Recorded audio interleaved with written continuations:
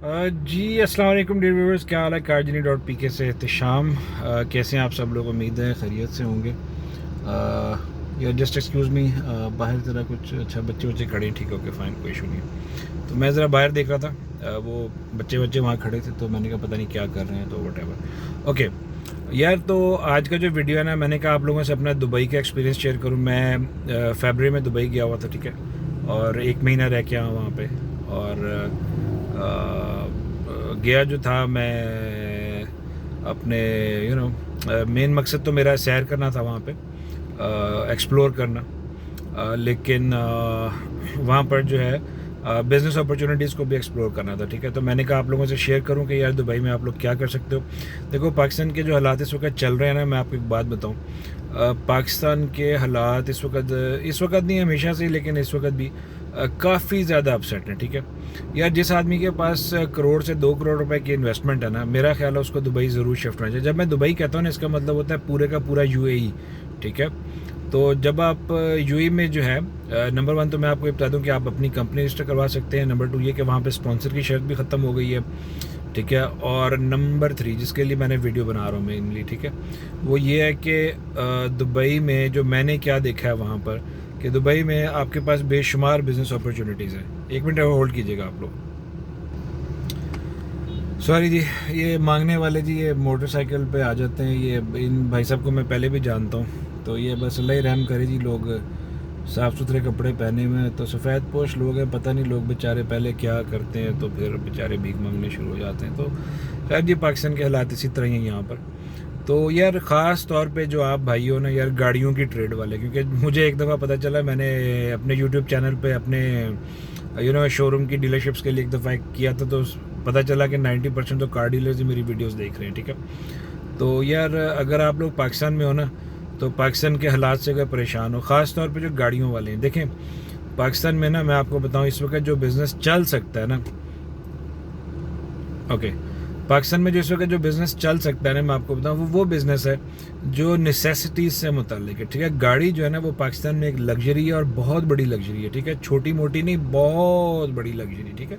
अगर आपके पास आल्टो भी है, तो इसका मतलब है कि आप बहुत ही बम्बू किस्म के ना, कोई बहुत ज़बर बड़े लेवल के, आपने अक्सर लोगों को देखा होगा कि बड़ी ना गर्दन में उनकी सरिया होगा, आगे जनाब ड्राइवर बैठा होगा, सफ़ेद आल्टो के अंदर जनाब सफ़ेद वो कॉटन के, जिसको पंजाबी में छाड़ कहते हैं, ठीक है, वो छाड़ चढ़े होंगे, यानी कि सीट कवर्स होंगे। पीछे एक साहब बहादुर का जो सूट होगा ना, कलफ वाला, उसको कलफ ऐसे लगी होगी जैसे जो है ना, उनका कपड़ा जो है, कपड़े उन्होंने कपड़े के नहीं पहने हुए, उन्होंने पहने हुए हैं उसके लोहे के बने हुए, ठीक है। और गंजा उनका सर होगा पीछे से, जब आप गाड़ी में आएंगे तो आप उनकी गंज भी देख सकेंगे। और उनकी गर्दन में ना ऐसे करके यूँ ऐसे ऐसे बहुत बड़ा सरिया होगा, जैसे ये पता नहीं ये क्या कायदे आज़म या इलामा इकबाल या पता नहीं ये क्या चीज़ है। तो यूँ ऐसे गर्दन में सरिया, अजीम अजीम बने हुए बैठे होंगे। तो आपके पास आल्टो जैसी गाड़ी भी ना, तो समझें कि बहुत बड़ी लग्जरी है, ठीक है। तो बाकी क्रोला शोला तो आप भूल जाए ना, वो लोग तो कोई सुपरसोनिक किस्म की चीज़ें हैं। जिनके पास नई क्रोला सिविक है ना, वो तो आप समझें सुपरसोनिक है, और जिनके पास फॉर्चुनर वगैरह, वो तो आप समझें कि वो भाई दुबई के प्रिंस से भी आगे सारे के सारे। वजह क्या है उसकी, कि बहुत सारे ऐसे लोग हैं जिनके पास ग्रैंडी सिविक है, वो इसलिए नहीं रखी हुई कि वो उससे ऊपर की गाड़ी अफोर्ड नहीं करते, वो सिर्फ ये कि उनकी प्रायोरिटी नहीं है। मैं ऐसे बहुत सारे बेशुमार लोगों को जानता हूँ जिन्होंने सिविक और ग्रैंडी रखी है, इससे ऊपर वो जाते नहीं है, या कोई पुरानी एकॉर्ड स्कॉर्ड रखी हुई है, तो उसकी ये वजह नहीं है कि वो अफोर्ड नहीं करते, वो अफोर्ड करते हैं, प्रायोरिटी नहीं होती बहुत सारे लोगों की। तो खैर एनीवे, कभी बैक टू द पॉइंट के दुबई में मैंने क्या देखा। तो यार दुबई में ना स्पेसिफिकली मैं गाड़ियों के पॉइंट ऑफ व्यू से गया था, और गाड़ियों में मैंने वहाँ पे 2 अपॉर्चुनिटीज़ देखी। इन जनरल बात करें तो दुबई में हर चीज़ का बिज़नेस बहुत ज़बरदस्त है, इतना ज़बरदस्त बिज़नेस एनवायरनमेंट है ना वहाँ पे। और ऐसा साफ़ सुथरा मुल्क है यूएई, ऐसा साफ़ सुथरा है कि मैं आपको बता नहीं सकता। यानी कि आप यकीन करें, मैं अमेरिका भी देख कर आया हूँ, ठीक है, मैंने टर्की भी देखा हुआ है। अमेरिका भी यूए के सामने मुझे तो नहीं कुछ लगा। वैसे अमेरिका में नेचुरल ब्यूटी है, यूए में आर्टिफिशियल है, तो हो सकता है मैं ज़रा शौकीन हूँ आर्टिफिशियल चीज़ों का, शीशे वाली बिल्डिंग्स बड़ी बड़ी और मॉल्स और इस तरह के, इस वजह से मुझे लगा। लेकिन जो लशपश दुबई में है ना यूए में, वो अमेरिका में भी नहीं है, नंबर 1। नंबर 2 ये कि आपने वहाँ पर, यानी कि आप देखें कि बिज़नेस ऐसा है कि अब जो भाई हमारे यहाँ ये ज्वेलरी की शॉप्स करते हैं, सुनयारे जो हैं, तो मैं अक्सर ज्वेलरी वाले रो रहे होते हैं, और सारे ज़िंदगी जो है ना वो उसमें मिलावट कर कर के, खोट डाल डाल के अपना भी खाना ख़राब करते हैं, अपनी भी आखिरत बर्बाद करते हैं। देखें, एक बात तो तय है, ठीक है, जो मिलावट करने वाला काम है, गाड़ियों के मीटर पीछे करने वाला काम है, ये अल्टीमेटली कमाई हराम की हो जाती है, ठीक है। मैं आपको ऑनेस्टली बताऊँ, मैंने ज़िंदगी में प्रॉपर्टी का भी काम किया है एज ए स्टेट एजेंट, मैंने ज़िंदगी में कार डीलर का भी काम किया है, मैंने ज़िंदगी में कंस्ट्रक्शन और कैबिनेट मेकिंग, वुड वर्किंग का भी काम किया, ठीक है। जो ये कंस्ट्रक्शन और वुड वर्किंग के काम है ना, ये यकीन करें दिली इत्मीनान होता है, खुशी होती है, सुकून होता है, बड़ी मेहनत से हम काम कर रहे होते हैं, क्रिएटिविटी लेके आ रहे होते हैं चीज़ों में, ठीक है। जो ये वाले बिजनेसेस हैं ना, जैसे ये प्रॉपर्टी डीलर, ठीक है, झूठ झूठ झूठ, कार डीलर झूठ, मीटर पीछे, ऊपर नीचे, आगे पीछे, ठीक है। तो मैंने तो खैर गाड़ियों के मीटर कभी पीछे नहीं किए, लेकिन एक आध दफ़ा ऐसी गाड़ी गुजरी है मेरे हाथ से कि जिसमें कि मुझे आइडिया था कि ये गाड़ी का मीटर पीछे हुआ है, पैनी पीछे से जब मैंने लिए तो वहाँ से, ठीक है। लेकिन अब हम कस्टमर को हम तो नहीं कहेंगे कि ये गाड़ी का मीटर पीछे है, ठीक है ना। तो लेकिन ये कि गाड़ी की कंडीशन वगैरह में बता देती है, लेकिन मैंने उस कस्टमर को कभी ये नहीं कहा कि नहीं जी गाड़ी का मीटर ठीक है, ना उसने पूछा ना मैंने बताया। उसने गाड़ी देखी, गाड़ी अच्छी थी, जेन्युइन थी, वो ले गया, दैट्स इट, ठीक है। तो इस काम में जो है ना, ये आप इन चीज़ों से, जैसे सोने का काम कर लें, इसमें मिलावट लाजमी है। कंस्ट्रक्शन में कोई मिलावट नहीं है, कोई बेईमानी नहीं है। किचन कैबिनेट लकड़ी का काम करना है आपने, कोई बेईमानी नहीं है इन कामों में, बड़े खूबसूरत से काम है, ठीक है। तो जो मेरे भाई सुनियारे हैं, मैं उनको अपना आउटपुट, अपना जो है ना वो फीडबैक दे रहा हूँ दुबई का। यार आप यकीन करो, यहाँ पे सारा दिन मैं देखता हूँ सुनियारे जो है ना वो, यानी कि लोगों की राह तकते हैं बैठ के। जिस तरह हम लोग शोरूमों पे मक्खियाँ मार रहे थे ना बैठे, मैंने इसीलिए शोरूम बंद किया। जिस तरह मैं मक्खियाँ मार रहा होता था, मैं किसी भी शोरूम के आगे से गुजरता हूँ, किसी भी सोने की दुकान के आगे से गुजरता हूँ, मुझे पता लग जाए ये भाई बैठा मक्खियाँ मार रहा है, कुछ नहीं कर रहा, ये शाम तक यहाँ बैठा रहेगा, रात को 9 बजे जो है ठंडी हवा भरेगा, इसने घर चले जाना है, महीने में 1-2 डीलें कर लेगा, एंड दैट्स इट। तो सुनियारे जो है ना वो यहाँ मिलावट किए जा रहे हैं, झूठ बोले जा रहे हैं। कस्टमर आ नहीं रहा, जैसे ही कस्टमर आता है फ़ौरन उसके मुंह में जनाब पेप्सी की बोतलें 2 ला के 3 ठोस दी जाती हैं उनके मुंह में, ये हमारे पास बैठ जाएं। यार यूएई के अंदर, दुबई के अंदर गोल्ड की दुकानों पे इतना कस्टमर है, इतना कस्टमर है यार, जैसे जनरल स्टोर पे रश होता है ना हमारे यहाँ, उस तरह लोग वहाँ सोना खरीद रहे थे। सोना खरीदने वाले कौन है? लोकल्स हैं, यानी कि जो वहाँ पे दुबई में रहते हैं, काम करते हैं, क्योंकि लोकल जो अरबी हैं वो तो आपको नज़र ही नहीं आते ना, उनकी आबादी इतनी थोड़ी है, ठीक है। ये हमारे इंडियन पाकिस्तानी ख़रीदने वाले सारे के सारे, या जो फॉरनर ये लबनान सीरिया के लोग हैं वो सारे के सारे। तो नंबर 1 तो ये कि वहाँ पर गाड़ी, वो अपना जो ज्वेलरी है वो ऐसे बिक रही थी जैसे कि जनरल स्टोर पे हमारे यहाँ ग्रॉसरी बिकती है, इतनी स्पीड से, ठीक है। और हालत ये थी कि रात तकरीबन 11 बजे वो मेरा एक दोस्त था, वो कोई शारजा में कोई जगह थी, मुझे तो उसका पता नहीं चला, वो कोई गोल्ड मार्केट थी, वहाँ पे मुझे ले गया। और यानी कि रात का टाइम था, हमें भी, मेरी नेक्स्ट डे फ़्लाइट थी, तो हमने ज़रा भाग भाग के, कोई हमने एक आइटम लेनी थी तो हम उसके लिए भाग रहे थे। दुकानें बंद हो रही हैं, वो दुकानदार ख़वातीन से कह रहे हैं बीबी जाओ, शॉपिंग सेंटर बंद हो गया, सिक्योरिटी वाले आके हमें भी बंद करवाएंगे। वो बीबियाँ निकल नहीं रही, वहाँ इतना कस्टमर है। तो जो सुनियारे हैं मेरे भाई, यार अगर आप लोग दुबई शिफ्ट हो सकते हो ना यार, ज़रूर चले जाओ, ठीक है। दुबई जाना ऐसे ही है जैसे आप यहाँ से लाहौर में बैठे तो इस्लामाबाद चले गए, 3 घंटे की 2.5 घंटे की फ़्लाइट है। जब घर में किसी को पता चले, किसी को छींका आ गई है, नज़ला हो गया, तो फ़्लाइट पकड़ के आ जाना, ठीक है, और फैमिली को भी बुला लेना, तो चलता रहता है। एक तो ये चीज़। गाड़ियों के वाले से बात करें, गाड़ियों में 2 अपॉर्चुनिटीज़ हैं। अपॉर्चुनिटी नंबर 1 गाड़ियों की सेल परचेज़, ठीक है। दुबई के अंदर पूरी दुनिया से गाड़ियाँ आती हैं, इंपोर्ट होती हैं, ठीक है। एक तो वो जो 0 मीटर गाड़ियाँ आ गई हैं, उनको तो आप GCC मॉडल कहते हैं, ठीक है, जो ऑफिशियल चैनल पे आ रही हैं। दूसरी वो गाड़ियाँ जो अमेरिका से आती हैं, जैसे जिन लोगों को पता है कोपार्ट एक एग्जीबिशन साइट है, वहाँ से आती हैं। तो कोपार्ट से एक्सीडेंटेड गाड़ियाँ भी आती हैं और नॉन एक्सीडेंट साफ हालत में भी आती हैं गाड़ियाँ। तो आप वहाँ की जो है ना ऑक्शंस में जाओ, यार इतने ऑक्शंस हैं ना वहाँ पर। अमेरिका से आने वाली गाड़ियों के अलग ऑक्शंस हैं, ऑक्शन हाउसेस, ठीक है। और इसके अलावा जो है कोपार्ट जैसी कंपनियों के अलग ऑक्शन हाउसेज हैं। जापान से आने वाली जो गाड़ियां हैं, जो राइट हैंड साइड, जिस तरह हमारे पाकिस्तान में स्टीयरिंग है, राइट साइड का जिनका स्टीयरिंग है, उन गाड़ियों के जो है, सॉरी ये मेरे पीछे गाड़ी निकाल रहे हैं, तो ओके इन्होंने गाड़ी निकाली है, मैं गाड़ी थोड़ी सी आगे करके दोबारा आता हूँ। जी, तो वेलकम बैक। अच्छा जी, तो बात हम क्या कर रहे थे, तो इतने ज़्यादा वहाँ पे ऑक्शन हाउसेज हैं, ठीक है। जो जापान से गाड़ियाँ आ रही हैं उनके ऑक्शन हाउसेज अलग हैं, उनका बेसिकली एरिया ही अलग है। जो जहाँ से राइट हैंड साइड की गाड़ियाँ आती है ना जापान से, वो गाड़ियाँ आती हैं, मैं आपको बताऊँगा कस्टमर कौन उन गाड़ियों का, तो वो उनके ऑक्शन हाउसेज अलग जगह पर खुले हुए हैं। और जो सबसे बड़ी ऑक्शन है वहाँ की, वो दुबई के अंदर ऑक्शन जो लगती है वो एमिरेट्स ऑक्शन के नाम से। ये वहाँ की सरकारी जो यानी कि महकमा है वो इसको करता है। सेमी गवर्नमेंट टाइप है उनका अरेंजमेंट जो है, क्योंकि गवर्नमेंट में तो आपको पता है सारे हरामखोर इकट्ठे हो जाते हैं। दुनिया भर में जहाँ भी गवर्नमेंट डिपार्टमेंट का मुलाजम होगा ना, वो हरामखोर और हडराम काम चोर ही होगा। ये आजमाई हुई, जिसे कहते हैं ना, सिक्का बंद बात है हमारी, चाहे वो दुबई सऊदी अरब है चाहे अमेरिका है। सरकारी मुलाजिम कभी काम नहीं करके देगा आपको, तो वो सेमी गवर्नमेंट टाइप अरेंजमेंट है।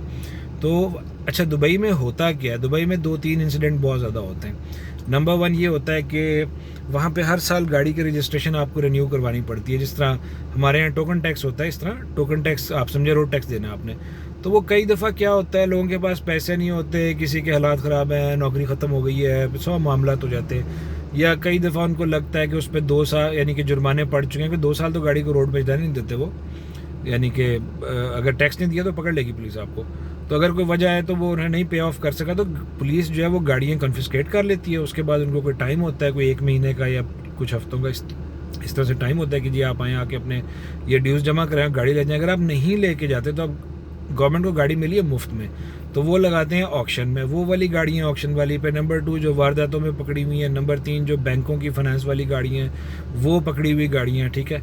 और आप अपनी गाड़ी भी मेरा ख्याल है वहाँ ले जा सकते हैं। तो आपको जो सबसे सस्ती और अच्छी गाड़ियाँ मिलेंगी ना, वो एमिरेट्स ऑक्शन से मिलेगी। हाँ, आपको लेके उन पर काम करवाना पड़ेगा, बनवाना पड़ेगा, लेकिन दुबई में अमेरिका या यूके की तरह, क्योंकि लेबर महंगी बिल्कुल नहीं है, सारी लेबर इंडिया पाकिस्तान से गई हुई है और नहायत सस्ती अवेलेबल है। बहुत अच्छा काम करते हैं, बहुत सस्ते में करते हैं, स्पेयर पार्ट सारे मिल जाते हैं। तो उन गाड़ियों को सेट करना कोई मसला नहीं है। हाँ, अमेरिका और यूके में मसला है, क्योंकि वहाँ पे जब तक आप खुद मैकेनिक नहीं है तब तक आप, या खुद आपको वो नहीं आते काम करने, डेंटिंग पेंटिंग इस तरह के मामला, या आपकी वर्कशॉप नहीं है, तो फिर आपके लिए मुश्किल हो जाती चीज़ें वहाँ पे। तो एक तो ये है कि आप वहाँ पर जो है ये ऑक्शन से गाड़ियाँ लें और तैयार करा के बेचें, ये कर सकते हैं आप। एक तो ये बहुत अच्छा काम है वहाँ पर गाड़ी। अच्छा, नंबर 2 जो मैंने आपसे कहा था कि उन गाड़ियों का बायर कौन है। अच्छा, दुबई के अंदर, यूएई के अंदर जितनी भी गाड़ियाँ आती हैं जो ये अमेरिका से आती हैं, यूज्ड में जो आ रही हैं, जापान से आ रही हैं, ये जो अमेरिका से आने वाली गाड़ी है उसमें अमेरिकन गाड़ियाँ भी हैं, जापानीज़ भी हैं, जर्मन भी हैं, ठीक है। ये गाड़ियाँ जो होती हैं इनको तमाम गल्फ़ कंट्रीज़ जिसमें कतर, कुवैत, सऊदी अरब, ओमान, बहरीन आ जाते हैं, वहाँ पे एक्सपोर्ट होती हैं। इराक़ जाती हैं ये गाड़ियाँ। उसके अलावा ये गाड़ियाँ जॉर्डन, सीरिया, लबनान, उन मुल्कों में भी जाती हैं, ठीक है। तो मेन हब क्या हुआ? दुबई हुआ। गाड़ियाँ वहाँ तैयार होंगी और फिर आगे री एक्सपोर्ट हो जाएंगी। अच्छा, अफ्रीका के वो तमाम ममालिक जहाँ पे लेफ़्ट साइड की ड्राइविंग होती है, यानी कि ड्राइविंग तो राइट हैंड साइड है, स्टीयरिंग जहाँ गाड़ी के लेफ़्ट साइड पर है, तो वहाँ पर भी वो गाड़ियाँ जाती हैं। कस्टमर ट्रैवल करके बाकायदा दुबई आते हैं मार्केट में, या वो जिस तरह पार्क व्हील्स जैसी ऐप्स होती हैं हमारे यहाँ, OLX जैसी, उस तरह की ऐप के ऊपर जाके तो वो गाड़ी ढूंढेंगे। अगर आपके घर पे गाड़ी खड़ी है, आप गाड़ियों में काम करते हैं, तो अच्छी गाड़ी होगी तो आपसे लेके चले जाएंगे। तो एक तो बायर बहुत ज़्यादा इन गाड़ियों का। बाकी जो जापान वाली गाड़ी है उसका जो वहाँ पे दुबई के अंदर जो अलवीर मार्केट है गाड़ियों की, उसमें एक साइड पे दुबई की लोकल गाड़ियाँ हैं, एक साइड पे ये हमारे राइट साइड की गाड़ियाँ हैं जो कि वहाँ उस एरिया के अंदर ही चलती हैं, उससे बाहर नहीं जा सकते आप उस गाड़ी को लेके। तो वो वाली जो गाड़ियाँ हैं वहाँ पर, वो हमारे मोस्टली पाकिस्तानी बैठे हुए हैं वहाँ पर, और ख़ास तौर पे पठान भाई बहुत ज़्यादा है उसमें, वो सब लोग बैठे हुए हैं। तो वो उन गाड़ियों का ऑक्शन वहाँ पे लगता है, और वहाँ पे भी 2-3 बड़ी पार्टियाँ जो जापान से माल लेके आती हैं, ऑक्शन करती हैं, फिर आप उनको शोरूम पे रख लो और आप आगे वहाँ कस्टमर भी आ जाता है आपके पास। लेकिन हाँ, इसमें मैं आपको एक बात बता दूँ कि जब से अब ऑनलाइन सिस्टम चला है, जैसे पाकिस्तान के अंदर गाड़ियाँ ऑनलाइन आती हैं, तो जिस तरह पाकिस्तान में गाड़ियाँ आती हैं तो डायरेक्टली जापान से, तो अब दुबई से ज़रा जाना काम कम हो गया, डायरेक्टली जापान से ही उन मुल्कों में चली जाती हैं। लेकिन जो अमेरिकन गाड़ी है ना, वो दुबई अभी भी उसका बहुत बड़ा सेंटर है, ठीक है। अच्छा, और जो दूसरा काम है जो गाड़ियों के हवाले से मुझे बहुत ज़्यादा पसंद आया, ठीक है, वो ये है कि आप दुबई में रेंटा कार का काम करो। रेंटा कार में 2 आपके पास अपॉर्चुनिटीज़ है। अच्छा जी, अपॉर्चुनिटी नंबर 1 क्या है कि आपके पास आपने एक रेंटा कार कंपनी बना ली, 5-6-7 गाड़ियाँ रख ली आपने, ठीक है। उसके लिए पहले आपको कंपनी रजिस्टर करवानी पड़ेगी, और मैं उस पर वर्किंग मैंने की है, मैं आपको बता देता हूँ यार। 22 से 24 हज़ार दिरहम आपका खर्चा होगा दुबई कंपनी रजिस्टर करवाने का। ये रुपया आप बना लो, अगर 60 रुपये के हिसाब से भी बनाते हो तो ये तकरीबन 10 हज़ार का 6 लाख, 12 लाख 12, और तकरीबन 13-14 लाख रुपए में दुबई में आपकी कंपनी रजिस्टर होती है, ठीक है। तो 23-24 हज़ार दिरहम बनता है, तो बाकी आप हिसाब खुद लगा लें। तो ये लगाने के बाद ये आपकी अपफ्रंट कॉस्ट है। हाँ, उसमें आप क्या कर सकते हो, आप 2 से 3-4 पार्टनर बन सकते हो, और पार्टनर बनोगे तो डेफिनेटली वो कॉस्ट आपस में सारे भाई मिलके बांट लोगे, और काम हमेशा मिलजुल के करना चाहिए, ज़िंदगी का तजुर्बा यही है।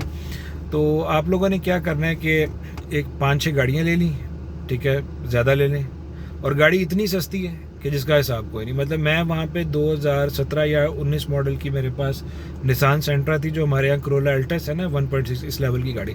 यार मैंने उस गाड़ी की प्राइस चेक की, 17,000 से 20,000 दिरहम की गाड़ी, यानी 12 लाख रुपए तक की गाड़ी, 12 लाख रुपए की गाड़ी जो वीकली मुझे मिली। और उस वक्त गाड़ियाँ सस्ती हुई थी क्योंकि मैं कोविड में गया हूँ, फरवरी में कोविड चल रहा था और टूरिस्ट था। और अच्छा टूरिस्ट कोविड में दुबई में इतना ज़्यादा टूरिस्ट था यार, कैन यू बिलीव इट, कि मुझे जो है ना, मैं जब यहाँ से जाने लगा तो मैंने अपने दोस्त से कहा कि मुनिम मेरे दोस्त का नाम है, मैंने उससे कहा, मैं कहा यार मुझे ना रेंट की गाड़ी चाहिए होगी।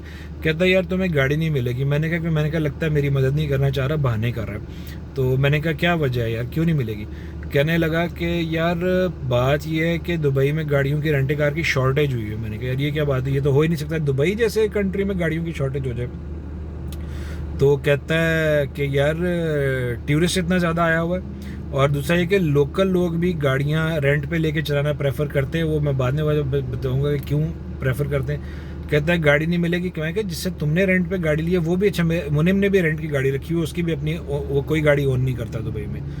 तो कहने लगा कि गाड़ी जो है ना वो रेंट की है मेरे पास, तो आपको नहीं मिलेगी। मैं कहा शायद बहानेबाजी कर रहा है। अच्छा जी, खैर जब मैं दुबई एयरपोर्ट उतरा हूँ तो मैंने निकलते इमिग्रेशन से, मैंने एविस रेंटा कार का पहला काउंटर था, वहाँ कोई भाईजान बैठे थे, पाकिस्तानी थे वो। तो मैंने ज़रा उनसे सलाम दुआ ली और फिर मैंने उनसे कहा कि यार मुझे आप गाड़ी चाहिए। उन्होंने कहा भाई हमारे पास एक भी गाड़ी नहीं, नॉट इवन ए सिंगल, ना छोटी ना बड़ी, हमारे पास कोई गाड़ी नहीं है। अच्छा, मैं बड़ा हैरान हुआ। खैर मैं 2-3 हफ्ते तक घूमता रहा मेट्रो के ऊपर, ट्रेन पे, क्योंकि उस पर आप ज़्यादा एंजॉय करते हैं वहाँ पे ना। तो फिर जब मैंने काम करना था तो फिर मैंने गाड़ी रेंट पे ली। कैन यू बिलीव इट यार, मैं 2 दिन, ये एक एप्लीकेशन थी जिस तरह हमारे यहाँ गाड़ियों की सेल परचेज की है ना एप्लीकेशन, उस तरह की एप्लीकेशन थी। उस पर जितने भी लोग हैं जो घरों से बैठ के रेंट कार का काम कर रहे हैं, किसी के पास 2, किसी के पास 4, किसी के पास 50, किसी के पास 100 गाड़ी वाले, ये छोटे रेंट कार वाले 50-100 वाले, जो बड़े रेंट कार है वो तो हज़ारों में गाड़ियाँ उनके पास। तो मुझे उस पर एक पहले तो पाकिस्तानी भाई मिले, पठान भाई। तो क्योंकि पठान भाई का कारोबार चल रहा था तो पठान भाई नहायत बदतमीज़ी से पेश आ रहे थे मेरे साथ। मैंने उनको वास्ता भी दिया कि भाई मैं पाकिस्तानी हूँ, मेरा कोई ख्याल कर, कोई डिस्काउंट कर ले। तो पठान भाई ने मुझे कहा कि जो की दी को मार्केट में क्या रेट है तुम्हारे को क्यों नहीं मालूम है, ठीक है। तो मैंने फ़ोन बंद कर दिया। भाई बदतमीज़ी के साथ तो कोई भी किसी को पे नहीं करेगा ना, मैं आपका कस्टमर क्यों बनूंगा अगर आप मेरे से बदतमीज़ी कर रहे हैं। तो फिर मैंने कुछ कॉल्स इधर उधर मज़ीद घुमाई, तो मेरी जो कॉल है वो जाके लगी जनाब, क्या आप कहते हैं कि एक इंडियन को, ठीक है, साउथ इंडियन था वो बंदा। उसने अपना नाम मुझे इमरान कह के बताया कि मेरा नाम इमरान है। मैंने उससे गाड़ी मांगी, उसने मुझे नहायत मुनासिब पैसों में गाड़ी दी और मैं उसके पास भागा उठ के। और मैंने जब उससे गाड़ी ले ली, सारा कुछ कर लिया, गाड़ी पर कब्जा ले लिया, मैंने उससे कहा मुझे सच बताओ कि ये गाड़ी जो है ये तुम्हारे पास कितने दिन पहले, ये अब आपने ये याद रखना है कि ये कोविड के दौरान की बात है। कोविड के आगे पीछे तो वहाँ टूरिस्ट फुल ऑन रहता है भाई, खासतौर पर सर्दियों में तो बड़ा टूरिस्ट है वहाँ पे। तो कहता है ये गाड़ी मेरे पास कल रात को आई है, आज सुबह मैंने तैयार की है और आपकी कॉल आई है, यानी कि मैं सुबह सो के उठा हूँ कोई 11 बजे करीब। तो उसी टाइम उन्होंने भी आके दफ्तर शफ्तर खोला होगा कहीं और सफाई शफाई चल रही होगी, तो आपने 12 बजे आपने गाड़ी बुक करा ली और आप 2-2:30 बजे आप हमसे गाड़ी लेके जा रहे हैं। मैं कहा ठीक। और जब मैंने उनको गाड़ी 2 हफ्ते के बाद वापस की, तकरीबन हफ्ते 1.5 हफ्ते के बाद, तो उनके पास ऑलरेडी बाहर मौजूद था। तो एक तो आप लोग ये काम कर सकते हैं, गाड़ियाँ आपको वहाँ पे बैंक फाइनेंसिंग पे भी मिल जाएंगी। अच्छा, बैंक फाइनेंसिंग का कोई तरीक़ेकार है उसका, आपको जाते इमीडिएटली लोन्स नहीं मिल जाते, पहले किसी ज़माने में मिल जाया करते थे, अब ज़रा थोड़ा सा मुश्किल हो गया है। तो लेकिन आप टेक्निकल तरीके से आप उसमें राउट करके आते हैं तो वो भी आप कर लेते हैं। तो गाड़ियाँ आपको लोन पे भी मिल जाएंगी, नई भी मिल जाएंगी, सेकंड हैंड भी मिल जाएंगी। कैश पे लेना चाहते हैं तो जितने पैसों को यहाँ उजाड़ना है आपने पाकिस्तान में, कि कोई गाड़ी लेके गया, उसने किसी मशूक को गाड़ी दे दी, किसी ने रंडी को दे दी, किसी ने जुए में दे दी, ये सारी वो बातें जो मैंने खुद अपनी ज़िंदगी में रेंटे कार वालों से सुनी हुई है कि जी बंदा गाड़ी लेके गया, रेस लगाई, जुए में हार गया। बंदा गाड़ी लेके गया, वो जनाब डांसर को जो लड़की है उसको दे के आ गया। बंदा गाड़ी लेकर गया, जो वो अपना कोई मशहूर का महबूबा रखी थी उसको दे दी, ठीक है जी।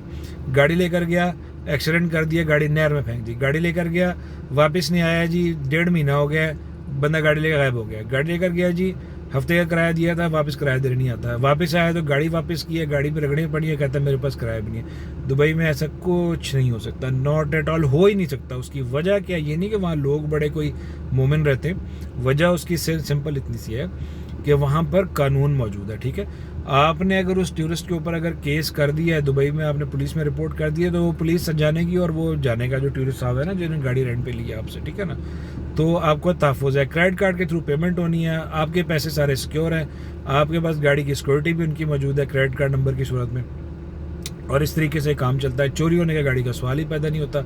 गाड़ी लेके जाना किधर है उसने, भाग जाओ भी, जहाँ भाग सकते हो भाग जाओ, यूएई से कहाँ बाहर जाएगा, छोटा सा यूएई है, बेचेगा कैसे, पकड़ा जाएगा। तो वहाँ पे कानून आपको पता है बड़ा सख्त है। तो एक तो रेंटे कार में ये अपॉर्चुनिटी है। दूसरी अपॉर्चुनिटी वहाँ पर ये है कि जो ऊबर और करीम पे गाड़ियाँ चलती हैं ना, वो वहाँ लेक्सस गाड़ी, यानी कि उनकी रिक्वायरमेंट कुछ इस तरह की है कि कम से कम 6 सिलेंडर गाड़ी होनी चाहिए। तो जो उसमें सबसे कामयाब है ना, वो लेक्सस, टोयोटा की लेक्सस कामयाब है। लोगों ने अच्छी और गाड़ियाँ भी डाली हैं, लेकिन क्योंकि लेक्सस वगैरह जो है ना मेंटेनेंस फ्री किस्म की गाड़ियाँ होती हैं, तो सॉरी जी, 1 मिनट ठहरे, ओके, तो ये मेंटेनेंस फ्री किस्म की गाड़ियाँ होती हैं लेक्सस वगैरह, तो इसलिए ये चलती है। तो वो लेक्सस ले लेते हैं जी, वो कोई किस्तों पे मिल जाती है, कोई 1.5 लाख दिरहम की है। तो मैंने, पाकिस्तानी है इस काम में ज़्यादा, जो ड्राइवर्स हैं ना वो पाकिस्तानी है।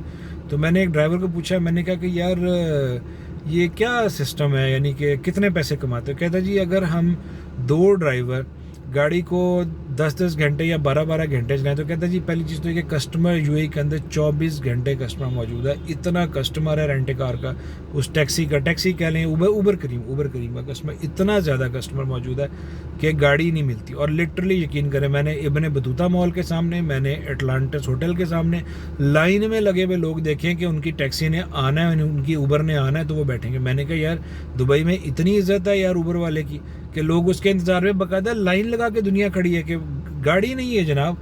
तो वो जो उबर वाले हैं, कहता जी कि अगर हम 12-12 घंटे गाड़ी को चलाएं, या चलें आप 10-10 घंटे भी कर लें, 10-10 घंटे भी हम गाड़ी को चलाएं, तो कहते हैं मालिक को गाड़ी की किस्त और ख़र्चा निकालने के बाद 7 से 8 हज़ार दिरहम एक गाड़ी का बच जाता है, ठीक है।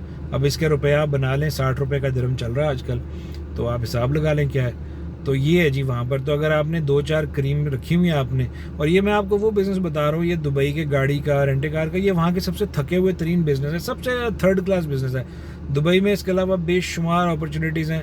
आप पाकिस्तान से एक फ़र्नीचर एक्सपोर्ट करें, आप कारपेट्स एक्सपोर्ट करें, आप गारमेंट्स एक्सपोर्ट कर सकते हैं आप, और यार जो आपकी फील्ड है यार, you just name it and you can have it there, ठीक है।